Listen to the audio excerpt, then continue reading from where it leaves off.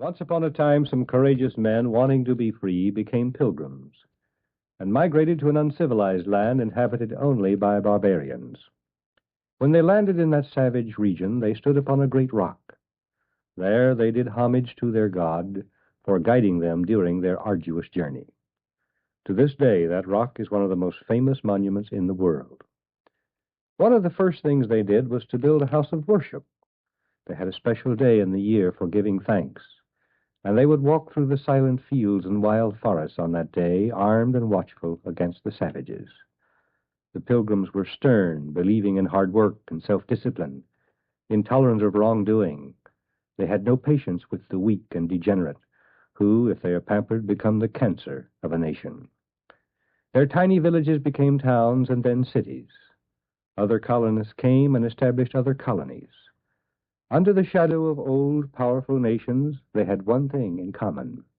They had fled from oppression.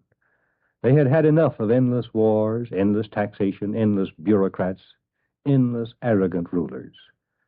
The colonies flourished.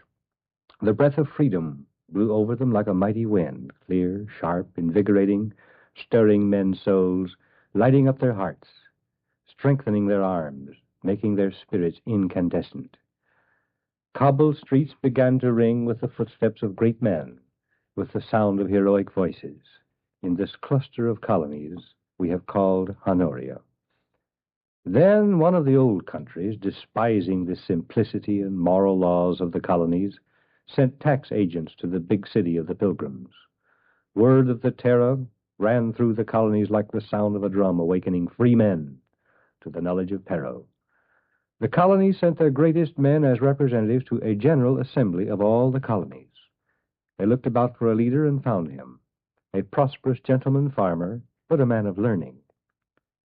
He united the colonies and became known as the father of his country. The new nation had two houses of government. The most powerful was the Senate. No one could be elected to the Senate unless he was a man of honor, patriotism, and religion. But that was in the early days of the Republic. Honoria in those days distrusted militarism, hated wars. Her ideal was freedom under God. The senators knew they must support the Republic and shun intrigue with foreign nations, or suffer severe punishment. For a long time, the senators did not betray their people. A civil war divided the Republic ultimately, a bloody, fratricidal war. After that war and the vengeance which followed, Honoria enjoyed power and prosperity, but she mysteriously changed direction. Tens of thousands of new immigrants came to Honoria from the old countries. Some were like the ancient pilgrims, fleeing from oppression, but many came because Honoria was rich, and they cared nothing for her traditions. The Republic, which had grown strong by not engaging in foreign entanglements, now became entangled. What was the purpose of the entanglements? Oh, the leaders said alliances were necessary to defend the civilized world. But the real purpose was to satisfy the greedy ambitions and allay the sickly fears of the leaders. The alliances brought wars, and the wars brought taxes. But the citizens of Honoria did not resist, because war also brought an increase in trade and industry. The citizens of Honoria, enjoying their new prosperity, did not mind the taxation at first. Their leaders had told them it would be imposed only on the rich. The silly citizens nodded their heads. Let the rich fellows pay and support the rest of the country. The citizens were beginning to think of security. They wanted public auditoriums for sports, paid for by tax money. They wanted pensions, support at public expense when they felt disinclined to work. And more citizens were becoming disinclined to work. Buying support from greedy groups and minorities, government became all-powerful. It guaranteed to protect people from all the forces of nature, floods, hurricanes, landslides, failure of crops, taxation grew, and freedom withered. Honoria had been distinguished by a strong, industrious middle class, composed of farmers, artisans, shopkeepers. But the middle class opposed an all-powerful government which used tax money to buy political support from the worthless, the loafers, the whining cowards who wanted everything for nothing. Government decided to get rid of the middle class. Then the political elite could rule by oppression, and the cowards and the worthless could live on the bodies of the noble and the heroic through taxation. But the greedy mobs could never be satisfied. They always howled for more. Government built huge housing projects with swimming pools and free food. Within a year or two, the housing projects became slums, for people with slum personalities inhabited them. The swimming pools collected garbage, but still the howl went up for more, and the politicians, now the creatures of the mobs, tried to provide everything the mobs demanded.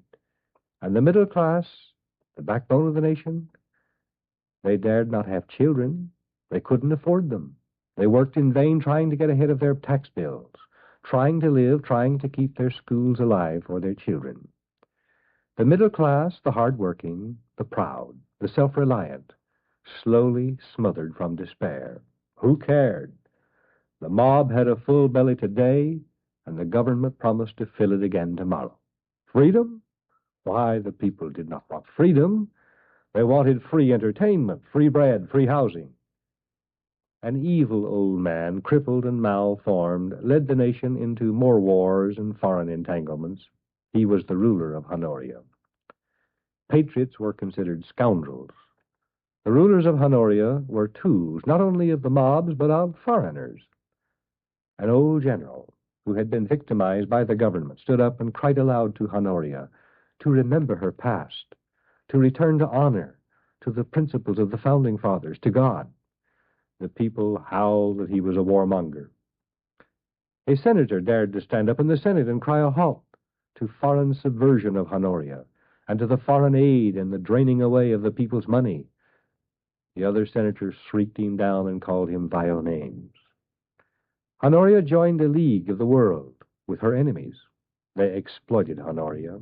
She taxed her citizens more and more to send her wheat and her meat to those nations. Foreign tyrants and domestic mobs called the tune, and the spineless rulers of Honoria danced. The walls of government ended to the ever-growing demands of foreign aid. More security, more bread, more sports, more government, more restrictions on the proud and the self-respecting. Finally, the foreign barbarians, who had grown strong on the wealth of Honoria, while Honoria, rotted from within, moved in and took over. What is the real name of Honoria? Ancient Rome. After Rome fell, there was a long black night of slavery and despair. Nearly 2,000 years stand between us and Rome, yet never before did two nations so fearfully resemble each other in history, in grandeur, in wealth. In strange and amazing ways, we are the counterpart of ancient Rome. So long as Rome remained Rome, patriotic, proud, and virtuous, she remained a powerful nation. When she became internationalistic, permitting her rulers to become dictators, to enmesh Rome with the problems of aliens, and bankrupted her own people to support those aliens, Rome began to die. Can America be saved from the fate of Rome? She can if Americans still have courage. Do they have courage? Many of the most prosperous and influential among us do not. They are afraid to resist the policies of all-powerful government, afraid of social ostracism, afraid of public attacks in the press, afraid of losing business, afraid of losing votes. Above all, they fear persecution by the Internal Revenue Service. But if we do not begin to fight, our nation will die within our lifetime. We fight now, or our posterity will be enslaved. We need fear no foreign invasion. We shall be destroyed by our enemies within, if we are destroyed. If we fight now, we have a good chance to remain free.